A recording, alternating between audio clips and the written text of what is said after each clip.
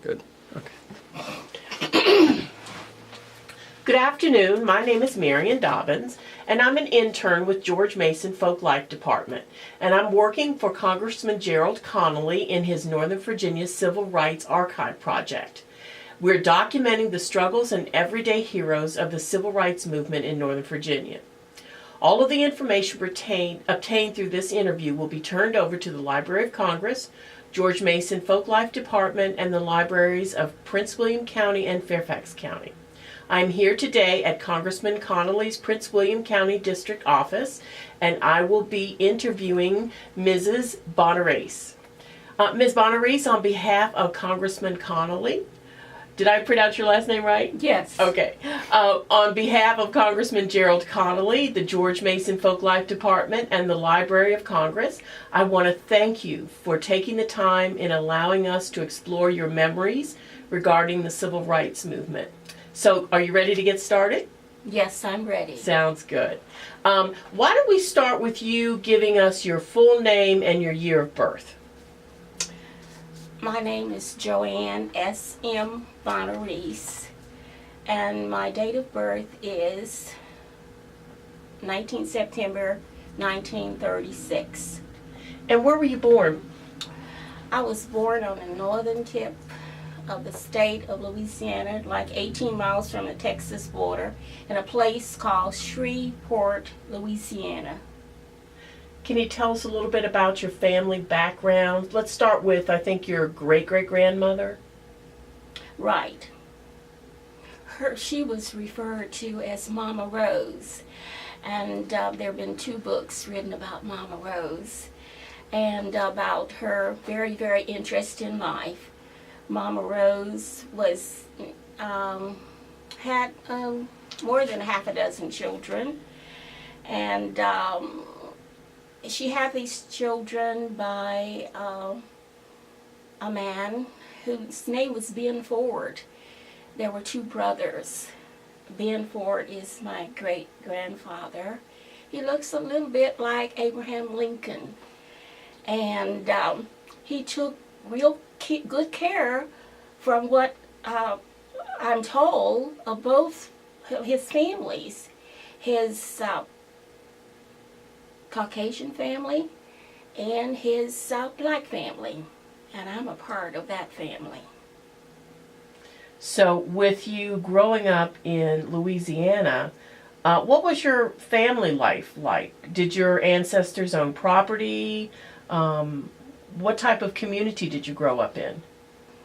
Actually, I lived in a small little country town once with my mother and my father until a very, very early age, in which I had to walk on a gravel road for 1 mile to school, which was a two-room school with a cafeteria-like, and the teacher, Mrs. Tucker, who was from Arkansas, she kind of helped to make the dinner for us, and she taught all grades for, I don't know, early elementary, and then my parent sent me away to the city, which was like 32 miles away, like from here in Prince William County to Washington, D.C., to live with my mother's sister, who was a school teacher. And that was a really nice experience. My daddy was Baptist, my mother was Methodist, and they sent me off to a Catholic school, which was very interesting. And during those years, you could only get into a Catholic school if you were Catholic. But because I had a cousin who preceded me who had done very, very well, so I came in on his reputation. But I stayed there for the rest of my early school years at this, which was an all-black Catholic school taught by all-white nuns. And when it only went up to the 8th grade, at 9th grade, I transferred over to a high school in Shreveport, which was called Booker T. Washington High School. And that's where I went for a full 4 years. and graduated. It was totally segregated. It was segregated and unequal in every sense of the word. The books that we did receive came from the nearby Fair Parks High School or Byrd High School, and I never had a book to bring home. Even though this was a beautiful school, it was once listed when it was built, completed in 1950, this high school. It was listed in Life magazine. It was the showcase of the South. Separate, totally separate, and unequal in every way you could think, including the science laboratories. I only remember seeing one. I believe there was hardly no equipment at all in science classes at all. So, but it was a huge, gorgeous school. So I went there and graduated, and then there was two times that was really when Mrs. Mary McLeod Bethune came to our school, and they called a big old assembly once, Mary McLeod Bethune. And she just inspired us so much at this General Assembly. And she's the first person that I ever heard use the word black. She says, "I'm black. Don't you think I'm beautiful?" So that has stood with me all of my days till now. Because see, I grew up in an environment, like I said, with my grandmother being very mixed, and my dad was part Indian. So I didn't grow up with any kind of prejudice. They didn't talk it, they didn't use it, they didn't use words to describe anybody. I just grew up as a human being and just thought of other people as human beings. But that was a real attraction when Mary McLeod Bethune visited Booker T. Washington High School in Shreveport. And the second big visitor, which I looked out the door one day, and I saw a gentleman walking down with the principal, and it looked like it was Joe Lewis. It was Joe Lewis. So I just, without permission, just started walking with the other the other students that had noticed, this is Joe Lewis. So that was very impactful because we used to listen to Joe Lewis on the Battery radio for his fights. And that was so important. Likewise, in growing up, it was always the World Series. It was always, I was a Brooklyn Dodger fan. And guess the reason I was a Brooklyn Dodger fan? It was Jackie Robinson. But back from sports to seeing these two big, huge celebrities in my young life, every Saturday night and growing up, every Saturday night there was the Louisiana Hayride.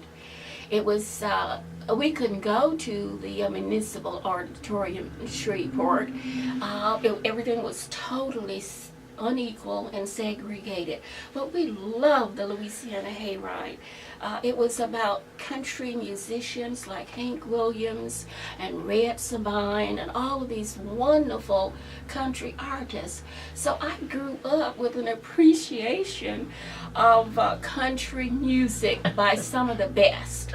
So it was a time, a challenging time. It was an uncertain time, but the stress on education, and for those educators then, they inspired us all to go forward, to look ahead, to keep hope, to just do the best that we could do.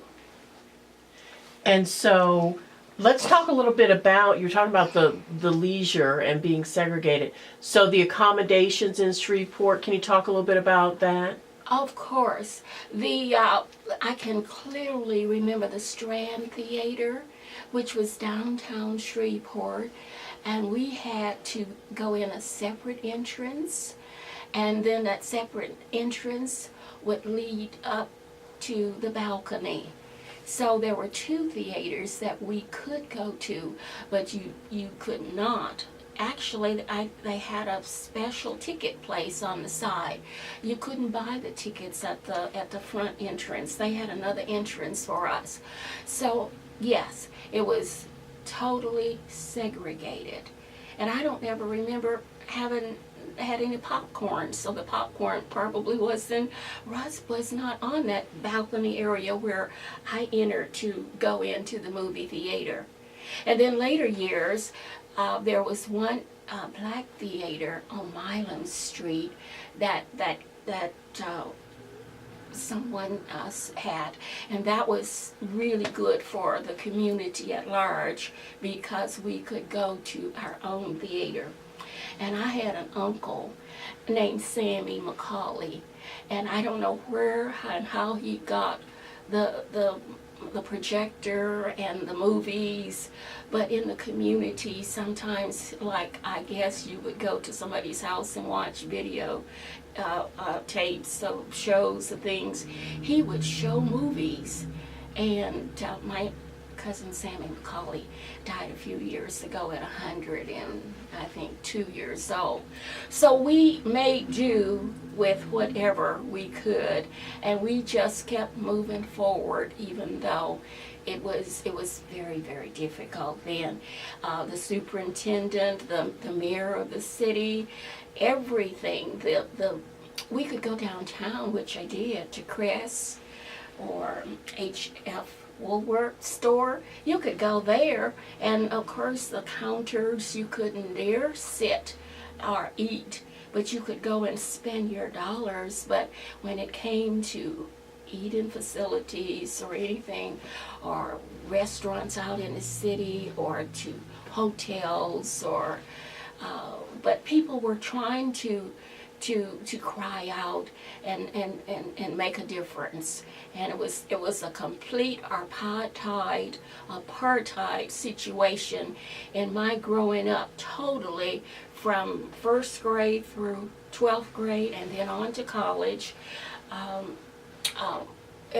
still went to a historically black college, which was totally segregated too, and